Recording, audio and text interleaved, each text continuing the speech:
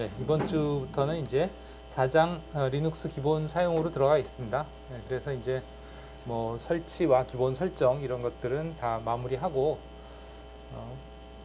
이제 실질적인 그 리눅스 시스템에 대한 사용으로 들어가겠는데요. 물론 이전에도 뭐 이미 상당히 그 많은 부분에서 실제로 리눅스를 사용할 때 필요한 다양한 명령어들을 땡겨와서 미리 실습을 많이 했어요. 소개도 하고. 왜냐하면 뭐 설치를 하는 과정이나 설정하는 과정에서도 실제 시스템을 운영한다든가 관리할 때 필요한 다양한 명령어들이 있었기 때문에 그런 것들을 쓰지 않을 수 없었고, 여러 가지 개념들도 뭐 소개를 하고 명령어들도 소개를 하고 실제로 해봤죠. 자, 어떤 내용을 이번 챕터에선 다루게 될지 보겠습니다. 그래서 첫 번째는 이제 리눅스가 처음에 전원을 켰을 때 리눅스 시스템이 어떻게 동작이 일어나느냐 해서 로그인 할 때까지 과정, 우리가 그거를 이제 시스템의 시작과 로그인 이렇게 했어요. 그래서 컴퓨터 시스템 전원을 켜서부터 로그인 프롬프트가 우리한테 나타날 때까지 시스템 안에서 어떤 일이 벌어지는가 이것을 이제 알아야 되겠다 하는 거죠. 그래서 뭐 일반 유저라면 사실 그걸 그렇게 크게 신경을 쓰지 않아도 뭐 컴퓨터 켜고 로그인하고 그런 절차를 당연히 하겠지만, 이제 멀티 유저가 사용하는 시스템에서는 거기까지 이제 여러 멀티 유저들이 필요에 따라서 그 시스템을 어떻게 활용할 것이냐에 따라서 요구 사항이죠. 요구 사항에 따라서 세팅을 해줘야 될 것들이 많다 이거죠. 그래서 그런 것들을 이해를 하고 있어야, 즉 그 과정에서 다양한 사용자들의 필요에 따라서 그 사용자들이 앞으로 로그인해서 사용하게 될 환경들을 미리 준비해야 된다는 거예요. 그건 이제 그냥 일반 PC의 사용자라기보다는 멀티 유저 시스템, 서버죠. 쉽게 얘기하면 서버 시스템의 경우에 다양한 사용자들의 요구, 여기서 뭐 사용자는 일반 사용자일 수도 있고, 아니면 그런 시스템을 제공하는 입장에서 보면 그 시스템에 들어오는 다양한 또 거기에 그 어떤 서비스를 제공하는 서비스 제공자들조차도 이제 그 필요에 따라서 어떤 요구 사항들이 있을 수가 있기 때문에 그들한테도 이제 뭔가 필요한 설정들을 미리 마련을 해놔야 되는 거죠. 뭐 그런 용도에서 어떤 절차들이 일어나고 또 필요에 따라서 어떻게 그러한 절차들을 또 뭐 커스터마이징 할 수 있는지, 수정하고 또 뭐 필요에 따라서 이제 조정을 할 수 있는지 뭐 그런 것들을 알고 있어야 되겠다 하는 거고, 이제 그 다음에 이제 로그아웃과 종료 과정에서는 그럼 어떤 일이 또 벌어지는지, 또 종료를 하는 방법도 뭐 여러 가지 방법이 있는데, 이제 일반 컴퓨터 같으면 개인용 컴퓨터는 그냥 필요 없으면 전원 꺼버리면 되지만, 사실 서버 같은 것들은 전원을 끌 일이 그렇게 많지 않아요. 사실 전원을 끈다는 거는 서버 입장에서는 대단히 그 이례적인 일이죠. 왜냐하면 서비스라는 거는 뭐 아시다시피 항상, 즉 하루에 24시간 내내, 그리고 그것이 365일 동안 계속 중단 없이 제공이 돼야 되는 그런 시스템이 서버일 텐데, 그런 서버들이 갑자기 중단이 됐다, 즉 전원이 꺼졌다, 또 뭐 시스템이 종료됐다 하는 거는 아주 이례적인 상황일 거란 말이에요. 그래서 그런 상황에서 어떤 그 작업을 해야 그런 것들을 이제 뭐 종료를 하거나 뭐 재부팅을 하거나 뭐 그런 걸 할 수 있는지, 그 과정에서 어떤 일이 벌어지는지 또 뭐 그런 것들을 좀 알아보겠고요. 그 다음에 이제 로그아웃 하는 과정에서 또 어떤 일이 벌어지는지 그런 걸 보겠고요. 그 다음에 이제 사용자 환경에 대해서 이제 얘기를 할 텐데, 여기 이제 사용자 쉘 환경이라는 게 결국은 우리가 앞에서 리눅스 시스템 OS에 대한 소개를 하면서도 뭐 시험에도 나왔습니다만, 쉘이라는 것이 이제 실제 컴퓨터 시스템을 사용자가 그 뭐랄까 사용할 수 있게 해주는 어떤 인터페이스다 그랬죠, 그죠? 그래서 그런 인터페이스에는 크게 뭐 그래픽 유저 인터페이스와 그 다음에 이제 커맨드 라인 인터페이스 이렇게 나눌 수가 있는데, 우리는 뭐 지금 두 가지를 다 해보고 있는 거죠. 그래서 GUI 환경에서 뭐 XFC나 그놈 데스크탑 환경으로도 제공을 하고, 또는 뭐 여러분들이 그 그놈 데스크탑에서 이제 터미널을 띄워서 명령어를 실행할 수도 있고, 아니면 시큐어 쉘을 통해서 터미널 접속을 해서 이제 명령 환경을 사용할 수도 있었죠, 그렇죠? 예, 그렇게 두 가지 환경을 제공하는데 여기서의 쉘 환경은 두 번째 환경인 그 커맨드 라인 환경을 주로 얘기를 할 겁니다. 그래서 리눅스에서 가장 많이 사용하는 쉘이 배시라고 하는 쉘이에요. 본 어게인 쉘이라고 한다 그랬죠, 그죠? 그래서 원래 그 유닉스에서 처음에 만들어졌던 쉘이 본 쉘이라는 쉘이 있습니다. 그것을 이제 좀 더 업그레이드하고 보완을 해서 만들어진 쉘이 배시이고, 윈도우즈로 치자면 마치 이런 명령 프롬프트 창에서의 그 작업을 할 수 있는 그런 사용자 환경, 이것과도 이제 거의 비슷하다 이렇게 얘기할 수 있겠죠. 여기에서 이제 명령 프롬프트라고 되어 있는데 이게 하나의 일종의 쉘이에요. 쉘. 윈도우즈에선 그것의 이름이 CMD죠. CMD. 이 쉘 이름이 cmd.exe라는 프로그램입니다. 근데 이제 리눅스에서는 그게 가장 대표적인 것이 배시이다. 본어게인 쉘이다. 물론 필요에 따라서 여러분들이 이제 배시뿐만 아니고 또 나중에 나오겠습니다만 뭐 C 쉘이라고 하는 C 쉘 또는 T C 쉘 또는 뭐 K 쉘 등등 다양한 그 인터페이스 환경들이 있는데 예, 지금 뭐 가장 일반적으로 쓰이는 게 배시, 기본적으로 제공하는 게 이제 배시죠. 기본 쉘 환경. 여기에 보면 쉘의 분류 및 특성, 이런 여러 가지 종류의 쉘이 있다. 이렇게 얘기할 수 있겠고요. 그 다음에 그런 쉘의 기능이 어떤 기능들이 있느냐. 그러면 일반적으로 이제 사용자가 명령을 실행하고 그 명령의 결과가 화면에 출력이 되도록 해주고 뭐 그런 것들일 텐데 그거 외에도 우리 여러분들이 그러한 것들을 사용하기 위해서 좀 더 편의성을 제공하는, 즉 편리하게 해주는 다양한 기능들이 있고 또 부가적으로 또 어떤 더 그 뭐랄까 어드밴스된 그런 기능들을 실행할 수 있도록 해주는 것들이 있다. 뭐 예를 들면 뭐 쉘의 기능 중에 이런 것들이 있죠. 바로 이전에 실행한 명령어를 실행하려면 어떻게 하면 됐어요? 뭐 방향키로 해서 위 화살표를 눌러서 바로 이전 명령을 불러올 수도 있고 아니면 느낌표 2개 엔터 쳐서 바로 이전 명령을 실행할 수 있죠, 그죠? 뭐 그런 기능 또는 파일 네임을 굳이 일일이 다 치지 않고 어떻게 했어요? 탭 키를 눌러서 그 파일명이 완성이 되기도 할 수 있었죠, 그죠? 뭐 등등 그런 다양한 기능들 또는 뭐 글로빙이라고 해서 파일 네임을 모를 경우에 뭐 예를 들면 텍스트 파일인데 또는 아래 한글 파일인데 파일명을 모른다 그러면 별표.hwp 이런 식으로 하면 뭔지 모르지만 hwp 파일을 우리가 지정을 해줄 수 있었죠. 이런 식으로 뭔가 그 쉘이 가지고 있는 다양한 기능들이 있다 이거예요. 그래서 그런 기능들에 대해서 소개를 해보겠고요.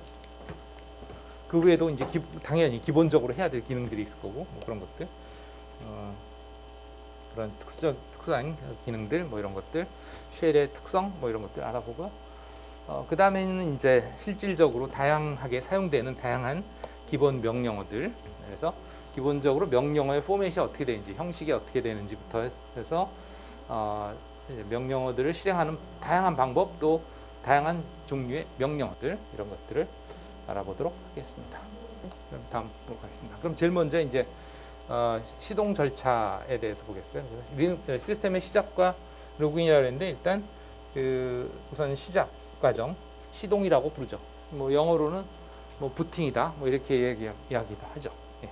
그래서 부팅 과정이 어떻게 되느냐 하는 것을 한번 알아보도록 하겠습니다. 그래서 전체적으로 이제 크게 4단계로 이렇게 카테고라이제이션을 해서 한번 그 단계를 분류를 해봤어요. 절차를.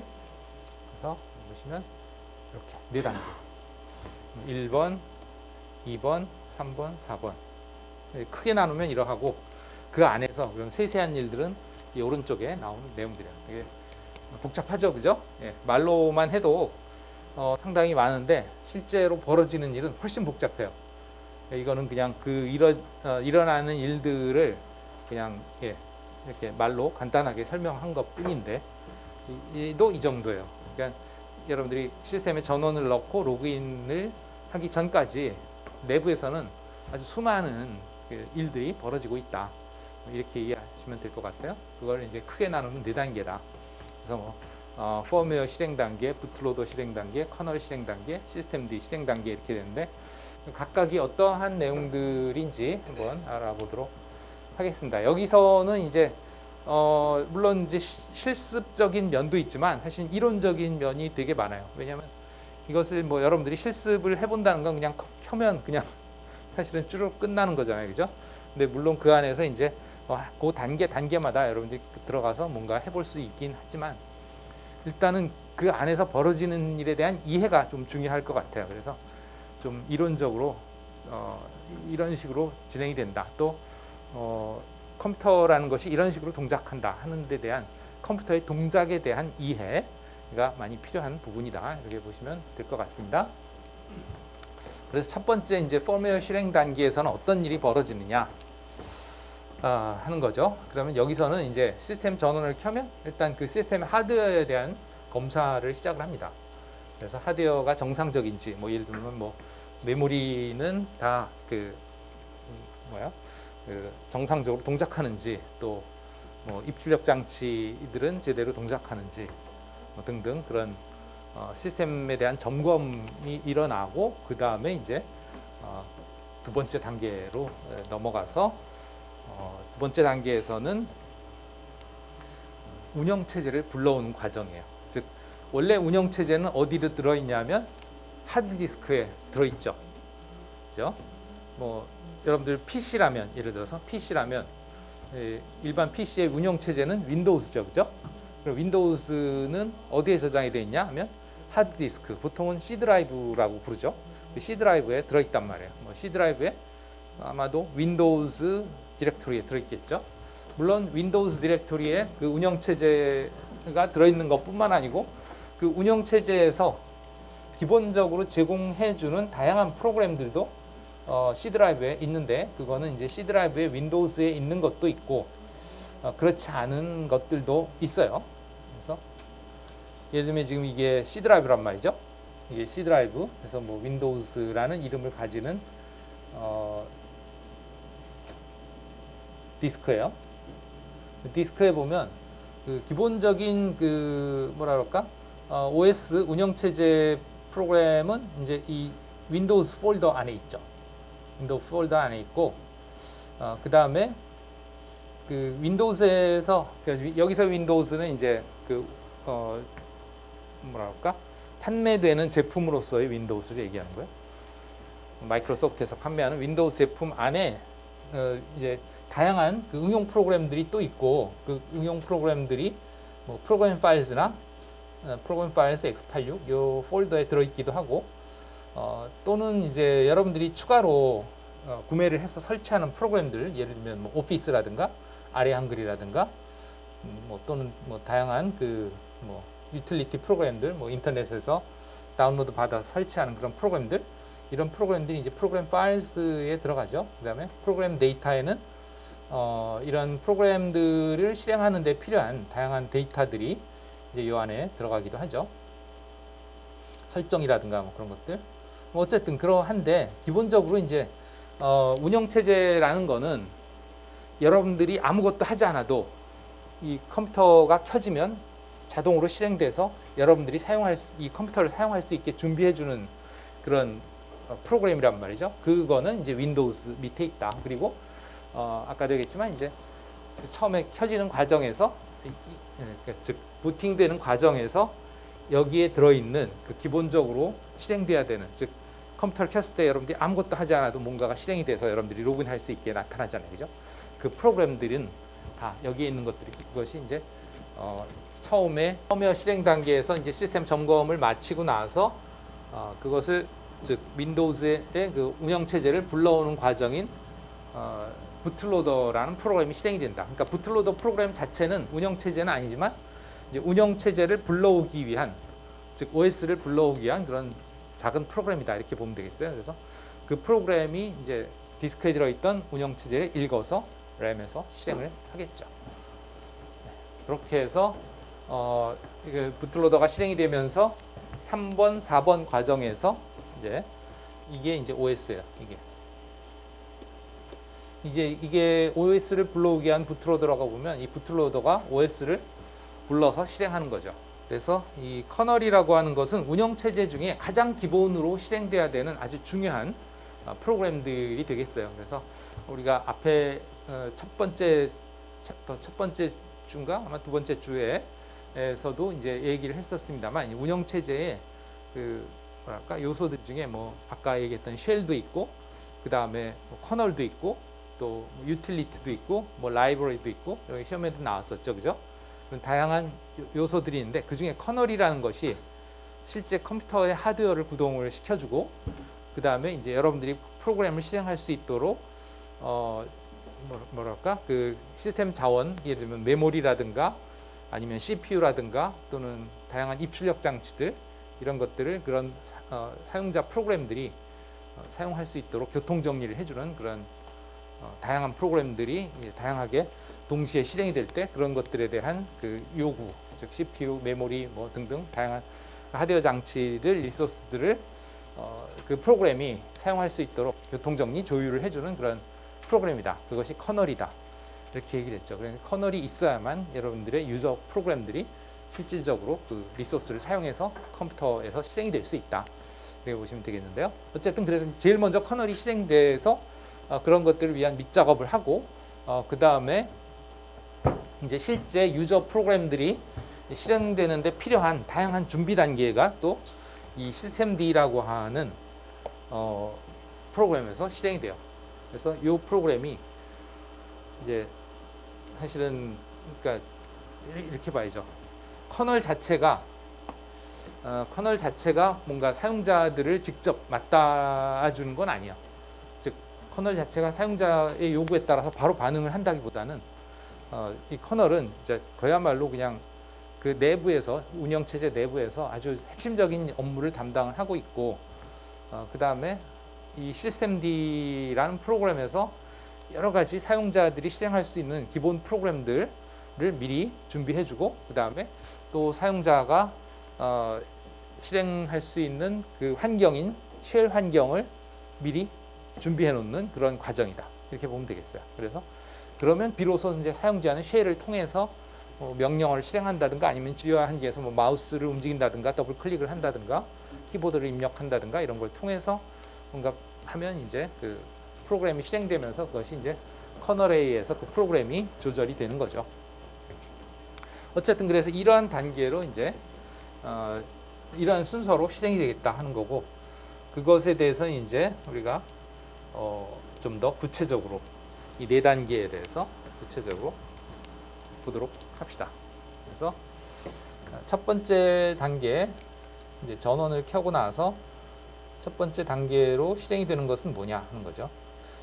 첫 번째 이 펌웨어 실행 단계라 그러는데, 이 펌웨어라는 건 뭐냐 하는 거죠. 그러면 펌웨어도 일종의 프로그램이다 이렇게 보면 되겠는데요. 컴퓨터의 구성 요소를 뭐 크게 나누면 이런 하드웨어 부분과 그 하드웨어에서 돌아가는 프로그램을 우리가 소프트웨어라 그러죠. 그죠? 소프트웨어로 나눠지는데, 펌웨어는 그 중간 어딘가에 있다 이렇게 볼 수 있는데, 소프트웨어는 소프트웨어, 펌웨어도 사실은. 근데 이제 그 소프트웨어는 대부분 이제 실행될 때는 어디에 들어있느냐 하면 이제 램에 들어가죠. 램에. 이게 이제 첫 번째 파워포인트고요. 18페이지에 보면 컴퓨터의 구조와 동작이라고 하는 그런 파트가 있죠. 그죠? 그래서 뭐 대략 컴퓨터는 이런 식으로 구조가 이루어져 있고, 뭐 어떻게 동작한다는 걸 뭐 간단하게나마 소개했습니다만, 기본적으로 이제 명령어, 즉 그 프로그램을 실행해주는 CPU가 있고요. 이게 프로그램 실행이죠.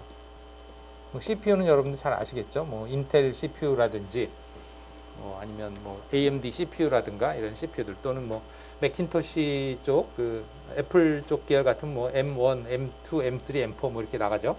이런 것들이 이제 다 프로그램을 실행해주는 머리에 해당하는, 두뇌에 해당하는 이제 CPU다 이렇게 보고 볼 수 있겠고요. 그 다음에 뭐 입력 장치, 출력 장치 이런 것들. 입력 장치의 대표적인 것이 뭐 키보드라든가 마우스라든가 이런 것들이 이제 사용자의 입력들, 또 데이터의 입력들 이런 것들을 이제 입력 받아서 그 다음에 출력 장치는 이제 모니터와 같은 화면, 또는 뭐 프린터 뭐 이런 것, 또는 사운드 이런 것들이 이제 출력 장치가 되겠죠. 이제 처리된 결과를 뭐 화면상에 보여주거나 아니면 소리로 들려주거나 뭐 등등 할 수 있겠죠. 그러면 이 프로그램은 도대체 어디 있어서 그것을 실행하느냐 하면은 이제 메모리, 주기억 장치라고 하는 주기억 장치라고 하는 메모리에 프로그램이 들어있다 하는 거죠. 그러면 이 주기억 장치는 크게 다시 이제 롬이라고 하는 주기억 장치와 램이라는 주기억 장치가 있다. 이렇게 얘기할 수 있는데요. 이 램이라고 하는 것은 전원이 본인 상태에만 데이터를 저장할 수 있어요. 그러니까 즉 전원이 꺼져 있으면 데이터 저장이 안 돼요. 그것이 이제 램이고, 롬은 그러니까 전원이 켜져 있던 꺼져 있던 그 안에 데이터를 저장할 수 있죠. 그게 이제 롬의 특징이죠. 요즘은 뭐 롬보다는 물론 이제 롬이라고 부르지만 사실은 이 롬을 대체하는 그 소자인 플래시 메모리를 많이 쓰기도 해요. 롬 대신에 플래시 메모리는 뭐 아시겠지만 전원이 꺼져도 저장을 한 데이터가 지워지지 않는 그런 특성을 가지고 있죠. 그죠? 이 롬이 원래 그런 특성을 가지는 기억을 하는 그 메모리 소자였는데, 요즘은 이제 롬보다는 플래시 메모리를 많이 쓰고 있습니다. 플래시 메모리 성능이 좋아졌기 때문에. 과거에는 플래시 메모리 성능이 별로 좋지 않아서 용량도 별로 크지 않았고 속도도 느렸어요. 그래서 주기억 장치로 쓰기에는 좀 부족했었는데, 요즘은 뭐 워낙에 속도도 빨라졌고요. 그다음에 용량도 많이 증가했기 때문에 주기억 장치로서 쓸 수 있다 하는 거예요. 그럼 과연 주기억 장치라는 건 또 뭘까 하는 거죠. 지금 여기에 써 있는 이 메모리라는 건, 이 주기억 장치는 여러분들의 두뇌의 그 기억 장치, 두뇌의 장치 그럼 좀 이상하지만 두뇌의 기억 기능이다 이렇게 생각하시면 될 것 같아요. 여러분들의 그 두뇌의 기억은 바로 여러분들이 그 기억의 내용을 머리 안에 저장을 하고, 두뇌에 저장을 하고, 또 그걸 바로 머리에서 처리를 하죠. 처리라는 게 뭐냐? 결국은 프로그램인 거죠. 프로그램. 그래서 여러분들이 예를 들면 어제 저녁에 뭘 먹었어요? 베이글을 먹었어요. 그거는 여러분들 머리에 들어있죠, 그죠? 그잖아요. 그러니까 이렇게 바로 얘기할 수 있겠죠. 근데 만약에 1학년 2학기 때 어떤 과목에서 13주차에 수업한 내용이 기억나요? 안 나죠? 근데 어딘가에는 있죠. 그게 저장이 돼 있죠. 이 클래스에 저장이 돼 있든 아니면 본인의 노트에 저장이 돼 있든 저장이 돼 있죠. 필요하면 그걸 찾아볼 수 있겠죠. 그거는 보조 기억 장치예요. 머리에 바로 있지 않기 때문에 지금 바로 기억해낼 수 없잖아요. 그러니까 보조로 어디에 기록되어 있는 것을 찾아서 보면 되겠죠. 그죠? 예. 그게 이제 주기억 장치와 보조 기억 장치의 차이죠. 즉 CPU가 바로 꺼내서 실행할 수 있느냐 또는 처리를 할 수 있느냐 그렇지 않느냐, 그거의 차이가 주기억 장치와 보조 기억 장치 차이다 이렇게 보면 되겠어요. 그래서 어쨌든 그 컴퓨터는 일단 기본적으로 이 CPU가 프로그램을 실행하고 또 데이터를 처리를 할 텐데, 프로그램 실행 과정에서 이런 것들이 이제 다 이 CPU에서 일어나는데, 그 처리의 대상 또는 실행할 프로그램 이런 것들을 어디서 가져오냐? 이제 메모리에서 가져온다 이거예요. 메모리에서 가져와서 실행하고, 그 프로그램을 실행하고, 그 다음에 또 프로그램 실행 과정에서 데이터가 필요하면 그 데이터도 이 메모리에서 가져와서 처리를 하고, 그렇게 처리된 결과는 다시 메모리에 저장을 하고, 여기서 메모리라는 건 주기억 장치란 말이에요. 여러분들 예를 들어서 1 더하기 1은 얼마예요? 1 더하기 1은 2죠. 그죠? 예. 그러면 그게 지금 어떻게 돼 있어요? 내 머릿속에 있죠. 그죠? 어딘가에 아직 필기한 거 아니잖아요. 그죠? 예. 머릿속에 있어요. 그거요. 1 더하기 2 처리는 머리 안에서 이루어지고 그 결과도 머리에 기억이 되죠. 그죠? 예. 머리에서 처리가 되고 그 결과도 머리에서 기억이 되죠. 이 주기억 장치는 그러니까 여러분들의 두뇌의 기억 기능이다 이렇게 보시면 되겠다 하는 거예요. 물론 근데 이제 그건 램에 해당하지. 여러분들이 이제 만약에 아주 나이가 많이 들어서 사망을 하게 되면 그 기억은 어떻게 돼요? 다 사라지겠죠. 즉 여러분들의 전원이 꺼지는 순간 그 기억은 다 사라지겠죠. 그럼 그걸 기록해 놓으면 그 기억은 계속 오롯이 남아 있겠죠. 예를 들면 여러분들이 어느 가을날 요즘 밖에 참 그 단풍 좋잖아요. 그 멋진 단풍을 봤던 그 기억을 기록하기 위해서 어떻게 돼요? 사진을 찍어두죠. 그죠? 그렇게 해서 저장을 해놓죠. 그런 것들은 뭐예요? 물론 여러분들 그 머릿속에는 그 멋진 장면이 남아 있겠지만 여러분들이 사망하고 나면 끝이단 말이에요. 그러나 여러분들이 갔었던 그 장소에서 찍은 사진은 남아 있잖아요. 그죠? 네. 그건 이제 보조 기억이죠.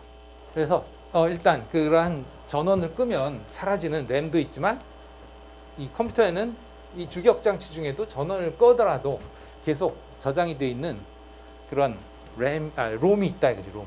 네, 그리고 두 가지의 메모리가 있어서 이제 공장에서 이 컴퓨터를 생산을 할 때 이 램도 장착을 하고 롬도 장착을 해서 나오는데 그 두 개의 차이는 뭐냐 하면 이 롬에는 이제 기본적으로 실행해야 될 컴퓨터의 가장 기본적인 프로그램이 미리 저장이 돼서 나온다. 이렇게 보면 되겠습니다. 그래서 컴퓨터에 아무것도 설치하지 않아도 그 컴퓨터의 전원을 켜면 기본적으로 실행이 될 수 있는 프로그램이 존재한다. 이거예요. 왜? 주기억 장치 중에 롬에 그런 프로그램들이 이미 들어있기 때문에. 그래서 이것이 이제 실행이 될 수 있어요. 만약에 이것조차 없으면 컴퓨터를 공장에서 생산해서 물론 이제 운영 체제를 설치하지 않은 상태의 얘기예요. 운영 체제 설치하기 전에 뭐 쉽게 얘기하면 여러분들이 잘 안 해봤을 수도 있는데 컴퓨터를 조립을 한다 그러면 뭐 CPU도 구매를 하고 메인보드도 구매하고 또 램 구매하고 뭐 디스크 구매하고 뭐 키보드, 마우스, 모니터 이런 거 다 따로 구매해서 조립을 하고 케이스에 집어넣고 파워도 하고 전원을 켜면 윈도우가 나오냐? 안 나온다 이거죠. 예? OS가 없으니까. 그러나 뭔가 실행이 되는 게 있다 이게. 그 컴퓨터에서도. 왜냐하면 그 컴퓨터의 메인보드죠. 메인보드에 이미 그 메인보드를 통해서 뭔가 실행될 수 있는 프로그램들이 그 안에 롬에 저장이 되어 있기 때문에 CPU만 꽂고 전원을 인가하면 그 프로그램이 실행이 된다. 어디서? CPU에서, 그러니까 즉 롬에서 불러져서 실행이 된다.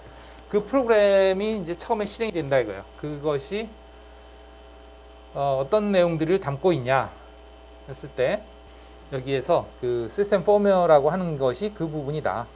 이거 넘어가 버렸네. 포메어라고 하는 것이 그러한 부분이고 그 포메어의 종류에는 크게 두 가지가 있는데요. 과거에는 바이오스라고 하는 포메어를 많이 썼는데 요즘은 UEFI라고 하는 Unified Enhanced Firmware Interface 해서 그 포메어의 종류 중에 이제 과거의 바이오스와 그리고 이제 과거의 바이오스보다 조금 더 이제 그 기능들을 더 향상시키고 또 인터페이스도 사용자가 더 쉽게 사용할 수 있게 뭐 마우스의 인터페이스를 제공한다든가 그래픽 인터페이스를 제공한다든가 이런 식으로 좀 더 발전된 그리고 확장된 그런 펌웨어인 UEFI 두 가지의 펌웨어들이 있을 수 있어요. 최근에는 뭐 UEFI가 대부분 추세입니다. 어쨌든 그래서 그런 프로그램들이 처음에 전원을 켜면 실행되는 프로그램이 뭐냐? 파워 셀프 테스트라고 하는 아까 얘기했던 그 하드웨어를 점검하는 그런 프로그램입니다. 그게 이제 아까 얘기했던 그 롬 안에 들어있는 거죠. 그래서 제가 한번 그 실제 메인보드에 롬이 어디 들어있느냐 하는 걸 좀 찾아봤어요. 예. 뭐 물론 이건 어떤 특정 제조사의 메인보드, 컴퓨터 메인보드입니다. PC의 메인보드. 그래서 여러분들이 이제 PC의 케이스를 열면 그 안에 메인보드가 보이는데 거기에 이제 그 보드 안에 뭐랄까 장착되어 있는 이 롬 칩이죠. 쉽게 얘기하면 롬이라고 하는데 사실은 플래시 메모리다 하는 거고요. 클릭해 보면 이와 같습니다. 컴퓨터 내부를 열어봤는지 모르겠는데 이게 지금 컴퓨터 메인보드거든요. 여기가 이제 CPU가 장착되는 그런 소켓이고 여기 이제 램이 장착되는 소켓이죠. 그 다음에 여기는 파워 연결하는 커넥터고 그 다음에 여기는 이제 디스크들을 연결하는 커넥터들이고요. 그 다음에 여기는 뭐 그래픽 카드라든가 이런 걸 장착할 수 있는 슬롯이고 그 다음에 방금 아까 봤던 롬이 어디 있냐면 여기 있습니다. 여기 롬. 되게 조그마한 칩이죠. 그죠? 물론 메인보드 사이즈가 이렇게 크지는 않지만 어쨌든 여기 롬 칩이 있어요. 그래서 이 안에 이제 펌웨어가 저장이 돼 있다. 쉽게 얘기하면 이렇게 얘기하면 되겠어요. 그래서 이제 컴퓨터의 전원을 인가하고 뭐 전원 버튼을 누르면 제일 먼저 여기에 있는 펌웨어가 이제 여기 CPU 장착하면 이제 CPU로 읽혀서 실행이 된다. 이렇게 보시면 되겠죠. 실행 과정에서 이제 이 컴퓨터에 있는 다양한 하드웨어들의 또 여기에 장착되어 있는 메모리라든가 또 여기 뭐 장착되어 있는 그래픽 카드라든가 또 여기에 뒷면에는 뭐 USB 포트라든가 이런 걸 통해서 키보드나 마우스가 장착이 될 수가 있겠고 또는 여기에 디스크 I/O 그 포트를 통해서 이제 디스크가 장착이 될 수도 있겠죠. 그래서 그 디스크나 뭐 이런 키보드, 마우스 이런 것들을 점검하거나 이런 다양한 점검 루틴이 돌아간다. 하는 거죠. 그게 이제 파원 셀프 테스트다. 파원 셀프 테스트를 하고 그 다음에 하는 것이 이제 그러면 이제 부팅을 하기 위한 조그만한 프로그램이 실행이 됩니다. 그러니까 즉 얘네들을 불러오는데 필요한 프로그램이죠. 그걸 우리가 부트로더라고 부르는데요. 부트로더가 어디 있는지를 어떻게 아느냐 하면 CMOS라고 하는 그 설정 메모리 안에 이 바이오스가 실행되는데 필요한 어떤 설정들을 또 메모리에다 저장할 수 있는데요. 그 메모리가 보통은 요즘은 이 메인보드 안에 이 시스템을 전체적으로 관리할 수 있는 그 컨트롤러 칩이 있어요. 지금은 여기에는 보이지 않는데 이게 지금 방열판이라 안 보여요. 그래서 방열판 밑에 숨어 있습니다. 워낙에 열이 많이 나다 보니까 이제 방열판을 붙여놔서 안 보여요.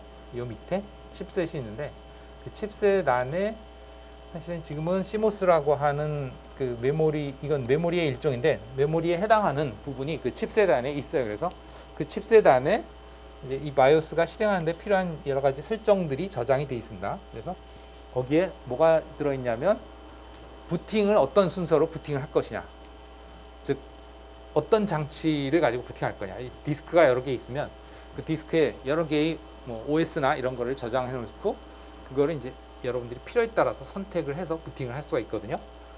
물론 뭐 하나만 저장이 되어 있을 수도 있겠죠. 그러면 어느 장치를 찾아서 그 장치에서 부팅을 할 거냐, 즉 그 장치에서 OS를 읽어올 거냐를 이제 이 바이오스에서 CMOS에 들어있는 그 정보에 따라서 그 디스크를 찾아서 이제 부팅을 하게 된다 이거죠.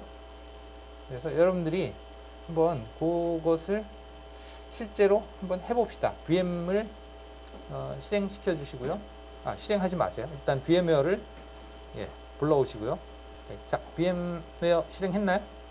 VM웨어만 그냥 이렇게 불러오세요. 아직 VM은 실행하지 말고요. 그 VM의 전원을 켜면 여기 파워온 하면 이제 전원이 켜지잖아요. 그러면 맨 처음에 실행되는 게 이제 바이오스다 이거지. 바이오스가 실행될 때의 화면은 이와 같아요. 이와 같은 화면이 실행되죠. 이제 바이오스 끝났습니다. 그룹이라고 하는 부트로딩 하는 단계예요. 그래서 지금 OS를 불러오고 있고요. 그래서 OS 커널이 실행되고 있고 또 시스템D가 실행돼서 이제 로그인 상태 이렇게 된 거예요. 4단계가 진행이 된 거죠. 아주 빠르게. 지금 우리 아직 설명을 첫 단계밖에 못했는데도 불구하고 컴퓨터는 정말 빠른 속도로 4단계를 실행을 해버렸죠. 자, 그러면 이제 처음에 펌웨어 실행 단계에서 내가 그 펌웨어를 계속 진행을 하지 않고 그 펌웨어의 어떤 설정 모드로 들어갈 수가 있어요. 그것도 펌웨어 실행의 일부이죠. 실행하는 실행하는 루틴의 일부이죠. 그 일부로서 그 펌웨어의 어떤 설정 단계로 한번 들어가 볼게요. 다시 부팅을 하겠습니다.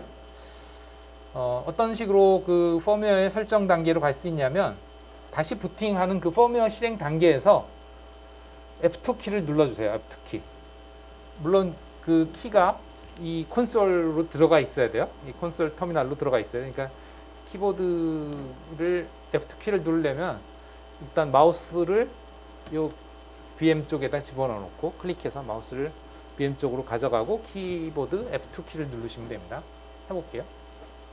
여기서 리스타트 게스트를 한 다음에 펌웨어 실행 단계에서 재빨리 마우스를 클릭해서 키보드를 이리로 가져가고 F2 키를 계속 몇 번 눌러주세요. 해봅시다. 근데 이게 워낙 펌웨어 실행 단계가 빨리 지나가기 때문에 이걸 시간을 놓치면 버팅해서 다시 하시면 돼요. 네, 리스타트 들어가서 F2 네, 지났어요 벌써. 이런 화면이 나오면 안 돼요. 저는 별로 게임에 익숙하지 않아서 손이 빠르지 않네요. 네, 리스타트 다시 됐습니다. 네, 이렇게 들어가면 돼요. 이게 이제 펌웨어가 실행되는 도중에 여러분들 F2라는 그 인터럽트 키를 눌러서 즉 중간에 치고 들어가는 거죠. 펌웨어에 치고 들어가서 걔가 계속 실행이 되지 않고 설정 모드로 들어가게 해준 거예요. 키가 그 안으로 들어가야 돼요. 그렇게 밖에 있으면 안 돼요. 네, 그 상태에서 됐죠. 들어가죠. 그죠? 네. 자, 이렇게 들어가면 이러한 그 화면이 나오는데 실행 화면이 나오는데 여기가 이제 바이오스 셋업 유틸리티 프로그램이에요. 그러니까 이것도 롬 안에 있는 즉 뭐 사실은 플래시 메모리지만 일반 요즘의 컴퓨터들은 대부분 플래시 메모리지만 그 플래시 메모리 안에 있는 바이오스라고 하는 또는 UEFI라고 하는 프로그램인데 이거는 바이오스입니다. 어떻게 하냐면 일반적으로 이제 화면을 딱 봤을 때 그냥 오로지 그 아주 폰트가 소위 예쁘지 않은 아주 옛날 폰트로 돼 있는 텍스트만 나오면 이거는 바이오스예요. 그리고 여기서는 마우스가 전혀 쓸모가 없고요. 키보드만 쓸 수 있습니다.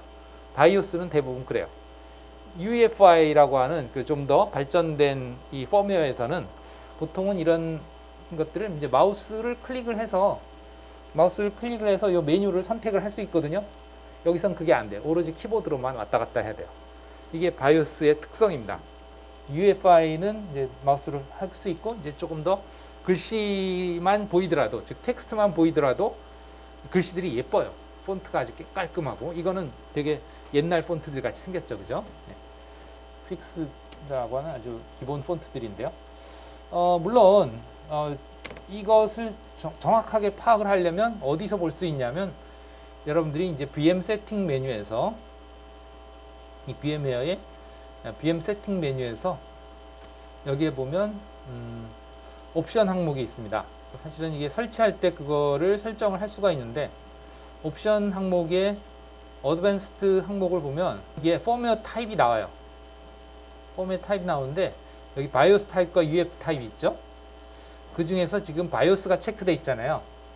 그러니까 지금 현재 이 VM에 설치되어 있는 펌웨어는 바이오스다 하는 걸 알 수 있죠. 물론 여러분들이 따로 설치했다기보다 이건 이제 VM웨어가 디폴트로 이렇게 바이오스로 지정을 해서 VM이 만들어졌다 이렇게 보시면 되겠어요. 그러니까 여러분들이 VM을 처음에 조립할 때 따로 신경을 안 썼잖아요, 그죠? 네. 이 VM웨어가 알아서 그 메인보드에 설치되어 있는 롬의 펌웨어가 이제 바이오스 타입으로 설치되어 있다. 이해하시면 되겠습니다. 새로 만들 때도 제가 해보니까 이 UEFI가 선택이 안 되더라고요. 옛날에는 VM웨어에서 UEFI를 제공을 해줬었거든요. 근데 이게 무료화되면서 VM웨어가 과거에는 구매를 해서 한 몇십만 원 주고 샀어야 됐어요. VM웨어 프로그램을. 그런데 이게 무료화되면서 이런 좀 어드밴스드 기능을 좀 제외시킨 것 같아요. 제가 보니까.